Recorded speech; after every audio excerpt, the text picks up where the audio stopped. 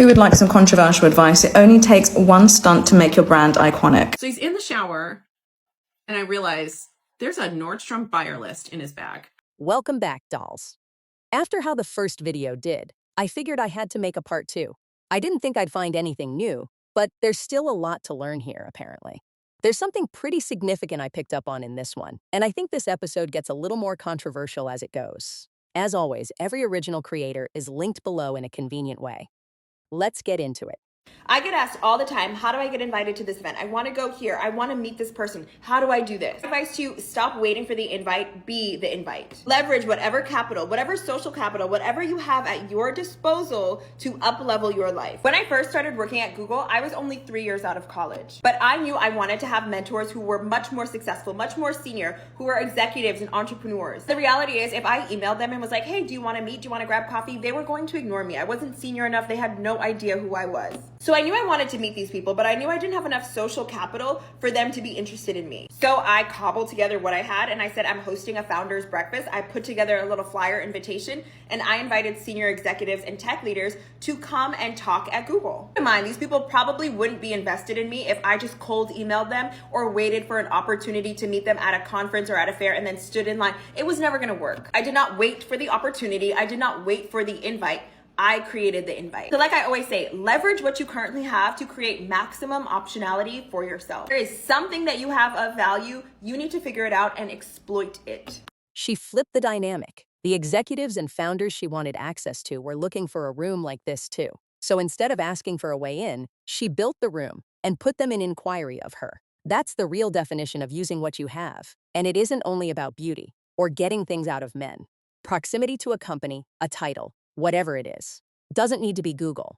What event could you host to put yourself in someone's orbit? You know what's so much fun and not illegal, I think, is to buy a domain name and then buy an email for that domain name and make it like contact at blah, blah media.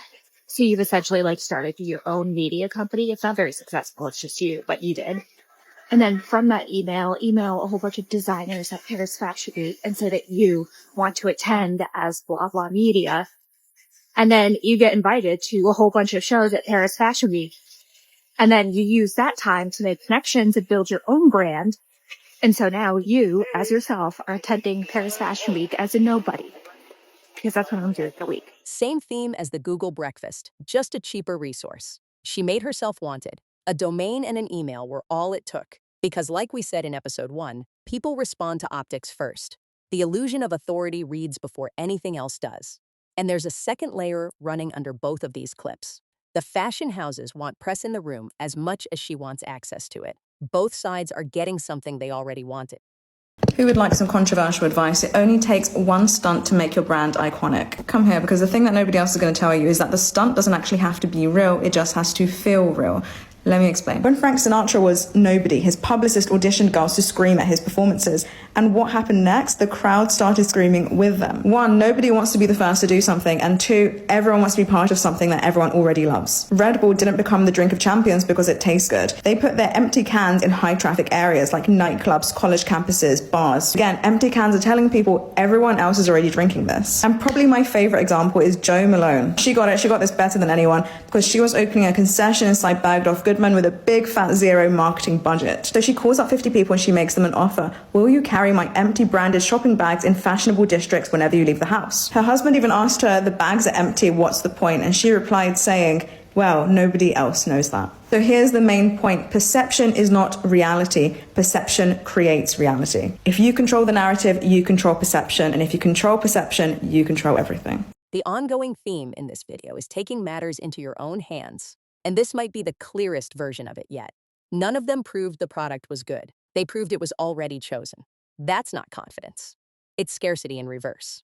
Everyone already wants this, so you should too. Unhinged things I did as a beauty brand founder while trying to get my brand into retail. Part 1. Also, this is our new hair patch. I'm the queen of a cold email, but I took it a step further and I would follow the buyer of a retailer on Instagram and on TikTok. Obviously, I would DM them, but then I would go through everybody they were following. I would DM all those influencers and send them our products so they would see our brand all over their For You page. Okay, that's quite the work. Following every single influencer the buyer follows, just to make sure her product kept crossing their feed. They're probably already scouting for what's trending. That's their job. So if the same product keeps showing up from people they already trust, the chances of them getting curious on their own go way up. Number 2, I would have all of my friends and family call a retailer and say, do you have FAZE available? So at the end of the day, all of these employees would have to report back to their boss saying, oh, we had all these customers asking if FAZE was available. On launch day, I'd go and buy our own product, so it showed that we were selling products there. And then I would gift it to the cashier or somebody working at the store and, hopefully make a little personal connection with them as the founder. Lastly, I invested a ton of money into these advertising 8-cylinder trucks to drive around Manhattan with like FAZE plastered on the side of it. And all of my friends thought that it was delivering all the CVS's in Manhattan, thinking that our brand was bigger than life, but really was just an advertising move. Same move as the Google breakfast, just aimed at one person instead of a room. She's not asking them to notice her. Between the influencer exposure and having friends and family call the stores asking for her product by name, staff had to report that demand straight up to them. She put them in a position where they end up in inquiry of her purely because of the demand. The exact same flip as clip 1. And it's the same engineered hype, high traffic area logic as the last clip 2, just running through people this time instead of empty cans. I am almost 5 years in, and yes, I opened the first luxury teeth whitening storefront here in San Antonio. I used every single moment as a marketing opportunity. For example, if we went to Best Buy, I went to every laptop, computer, and iPhone and put queenofthemouth.com in all of the browsers. We went to Walmart, H-E-B, what have you, in all of the toothpaste, teeth whitening aisles, there was my card. I would go down the list of dental offices, call them all, and ask if they offered teeth whitening services. If they didn't, I would make it my mission to go the next day with treats, my business cards, and try to meet the dentist. If I had to run errands and it was a Tuesday afternoon and I saw that everybody was at a restaurant, guess what? I went into that restaurant and I put flyers on all the cars and I walked to every table. I gave 0 fucks. And that's why the city fucks with me heavy. And that's why a lot of people know who the fuck I am. I don't actively do that now, but you know what? I think I was onto something. I think I need to work even harder now. Everyone standing in that aisle already has their hand halfway towards something teeth-related. She just made sure her product was the next thing in reach, right at the moment someone's actually thinking about the state of their teeth. And where that moment didn't already exist, she built it herself, calling dentists who didn't offer whitening yet and showing up with treats instead of a pitch, closing the gap before anyone else thought to. So when I started Urban Decay, I didn't have any retail connections. I didn't know anyone in the makeup industry. And I had this product idea and I didn't know where I was going to sell it. There was no Sephora in the US at that time. It wasn't like you could go knocking on their door and all of a sudden it's like, hey, go present at Sephora or get into their Accelerate program. It was really hard because it was only big corporate brands that were out there. So what I did was I was working on my little brand. I didn't know where I was going to sell it. And my boyfriend at the time, his friend was a swimsuit rep and he would call on all the Nordstrom doors in Southern California. And one day he had been out surfing and he called me and he said, hey, I've got to go on a call. The waves were great. I stayed out too long. I've got to go see a buyer right by your place. Can I stop and use the shower? And I was like, sure. So he's in the shower and I realize there's a Nordstrom buyer list in his bag. So I basically, while he was in the shower, I just opened it up. There was the buyer list right on top. I copied down all the names and numbers. Now, granted, they were swimsuit buyers, but at least it was a phone number direct to someone at Nordstrom and not like calling the store. He leaves, and this was pre-cell phone days. So before he can really get to his next appointment, I start calling from my phone and getting the name of the cosmetics buyer from the swimsuit buyer. I'm like, hey, Fred told me I could get the name of the cosmetics buyer from you. Wrote them all down. Started calling. The next day, I had an appointment at Nordstrom in Horton Plaza in San Diego with a regional buyer, sold in Urban Decay, and that was the start of everything. So I guess my message is, you've got to be a hustler and you've got to be resourceful. Find those opportunities wherever you can get them. This one's controversial because she didn't build her own way in. She borrowed someone else's access without asking first. She didn't just use a list she wasn't given. She called the buyer gel using her boyfriend's connections like she'd already been vouched for, walking straight into a referral chain nobody actually put her in. But it wasn't at anyone's real expense either, which is probably the difference between this and something actually harmful. What do you think of it? Let me know in the comments. If I could give you one business advice that's made me the most money, has made me less stressed, and helped me actually scale a business and grow a business that I genuinely now love, and it would be to sell to wealthy people I do not hear enough people talking about this online, but when you sell to wealthy people, I'm talking about millionaires, multimillionaires, and even billionaires. One, you access the proximity principle. The closer you are to wealth, the higher chance that you'll become wealthy because you learn the standards, the habits, the beliefs, and you have the opportunities of the wealth. And two, you make the most amount of money. When you sell to people who have money in abundance, in ways that you can't even imagine, you are never a commodity to them. They are looking for the best value and the most exclusivity. And dare I say, the more expensive your product is when you're pitching to these individuals, the higher chance that they're going to go for you. I literally had a client who chose us because we were $1,500 more expensive than our competitors. I'm telling you, there are industries where if you are more expensive, people want to buy from you. And when you're the cheapest in that industry, it scares them. These are the type of industries you want to get into. These are the types of products and services you want to start offering. I can tell you every single time we've had an everyday person who wants to use our concierge services, they've always said, one, oh, this is really expensive. We've ever given like a little bit of a discount because it was a new market we wanted to enter. They were the hardest customers to deal with because they wanted the world, and they wanted the world on a bargain. Cherry on the cake with working with wealthy people has been the way it's changed my mindset.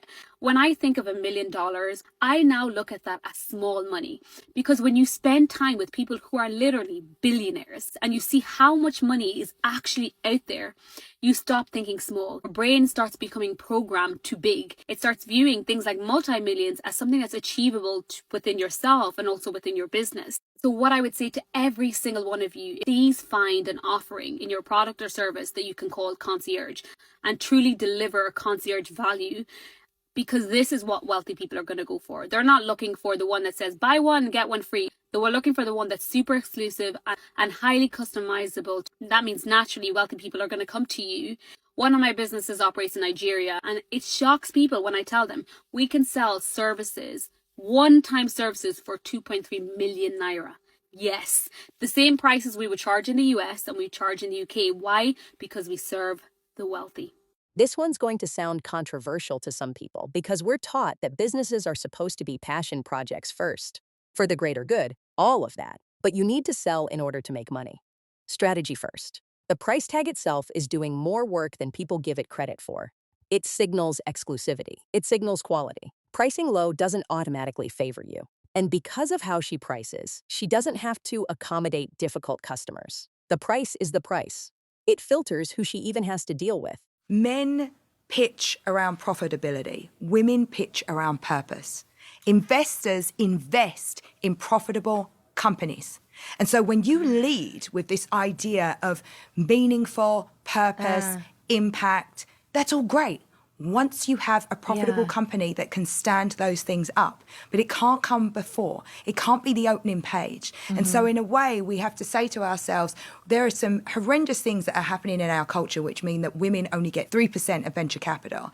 But there's also a reason that a lot of these pitches don't see the light of day. And some of that responsibility, like it or not, is ours, because we're hiding behind the ambition. We're hiding behind this performative purpose, and that isn't what people fund. And so immediately going out of the gate, a for-profit entity is exactly that. It is to make money. And if you're shy about it, not only will you probably not make any, but you probably won't get funded either. And this connects straight into that last clip.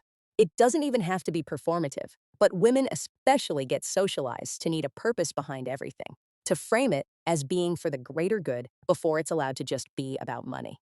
But you can't help anyone else while you're still the one drowning.